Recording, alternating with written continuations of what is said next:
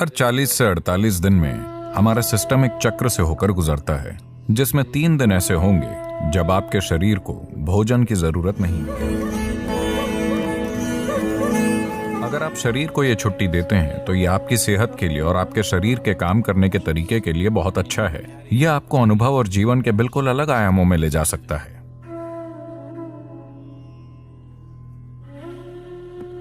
अगर आप शरीर के स्वाभाविक चक्र पर ध्यान दें तो मंडल नाम की एक चीज होती है। हर 40 से 48 दिनों में सिस्टम एक चक्र से गुजरता है। ऐसे हर चक्र में, प्रत्येक चक्र में 3 दिन ऐसे होते हैं जब आपके शरीर को भोजन की जरूरत नहीं होती।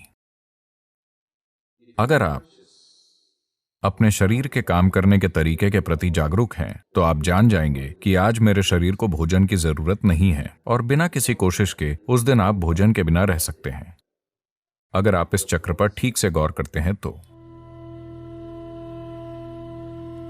अगर यह जागरूकता मौजूद नहीं है कि वो कौन सा दिन है, तो उसके लिए भारत में एक दिन तय किया गया है जिसे एकादशी कहते हैं। इसका मतलब है पूर्णिमा से 4 दिन पहले और अमावस्या से 4 दिन पहले लोग खाना नहीं खाते। वो सुबह उठते हैं, कोई नाश्ता नहीं, कोई लंच नहीं, सूरज डूबने के बाद ही वो एक बार भोजन करते हैं। इसका उद्देश्य है सिस्टम को अपना तालमेल ठीक करने की अनुमति देना। अगर आप ये छुट्टी देते हैं तो यह आपकी सेहत के लिए और आपके शरीर के काम करने के तरीके के लिए बहुत अच्छा होगा, क्योंकि खुद को ठीक करने के लिए सिस्टम को वो समय चाहिए। हर दिन भोजन, ये शरीर के लिए बहुत मेहनत का काम है। इसे थोड़ी छुट्टी दीजिए। अगर आप उपवास नहीं कर पा रहे तो एक दिन आप कुछ हल्का ले सकते हैं, शायद सिर्फ फलों का रस या कुछ और जो सिस्टम के संभालने के लिए ज्यादा हल्का है। निश्चित रूप से आपका शरीर बहुत आभारी होगा। हाँ, हर दिन इसे पके हुए भोजन से लादना अच्छी बात नहीं है। तो इसका आध्यात्मिक महत्व क्या है? क्योंकि ये एक सफाई है। अगर आपका सिस्टम जीवंत नहीं है तो आपको कुछ भी आध्यात्मिक करने की इच्छा नहीं होगी। आप सुस्त महसूस कर रहे हैं।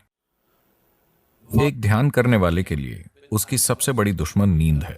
यहां आंखें बंद करके बैठना और पूरी तरह से सतर्क रहना, इसके लिए कुछ और ही चाहिए। ज्यादातर लोगों के लिए अगर वो आंखें बंद करते हैं तो सो जाते हैं। तो यहां बंद आंखों के साथ बहुत सतर्क रहते हुए बैठने के लिए शरीर में एक स्तर की जीवंतता की जरूरत होती है। तो इस जीवंतता को पैदा करने के लिए हम इस पर गौर करते हैं कि कैसे खाएं, क्या करें, कितना खाएं, ये सारी चीजें। ये आध्यात्मिक नहीं है, लेकिन इससे सही किस्म का शरीर तैयार होता है। अभी अगर आपका शरीर बहुत सुस्त महसूस कर रहा है, मैं आत्मज्ञान की बात कर रहा हूं, तो क्या करें, है ना? तो इसे जीवंत और सतर्क रखना और शरीर को दर्द और समस्याओं से मुक्त रखना महत्वपूर्ण है, क्योंकि सिर्फ तभी आप किसी बड़ी चीज की तलाश करेंगे। तो उस संदर्भ में बीच बीच में उपवास रखना, शरीर को छुट्टी देना ताकि वो खुद को ठीक कर सके, अपनी जीवंतता वापस ला सके, ना कि भोजन के साथ सुस्त बन जाए, ये महत्वपूर्ण है। उपवास करने के बजाय अगर आप बस एक भोजन और अगले भोजन के बीच पर्याप्त अंतराल रखते हैं, अगर मैं ये कहता हूं तो आप योग छोड़ देंगे। एक भोजन और अगले भोजन के बीच 8 घंटे का ब्रेक होना चाहिए हमेशा। अगर आपके लिए 8 घंटे संभव नहीं है तो कम से कम 5 घंटे का ब्रेक जरूरी है। खाने से पहले आपको एक स्तर की भूख महसूस होनी चाहिए। भूख लगने से पहले अगर आप सिस्टम में भोजन डालते हैं तो सिस्टम सुस्त बन जाएगा। तो शरीर को अच्छी तरह से रखना एक बुनियादी जरूरत है। आपको एक महान एथलीट या ऐसा कुछ होने की जरूरत नहीं है, लेकिन इसे बस सहज रखना, ताकि अगर आप यहां बैठते हैं तो आपको हर समय हिलना डुलना ना पड़े। अगर आप यहां बैठे हैं तो अगले कुछ घंटों तक आप बस यूं ही बैठ सकें, एक फटते हुए ब्लैडर या भूख से तड़पते पेट या यहां वहां होते दर्द से परेशान हुए बिना। अगर आप यहां बैठे तो आप आराम से हों।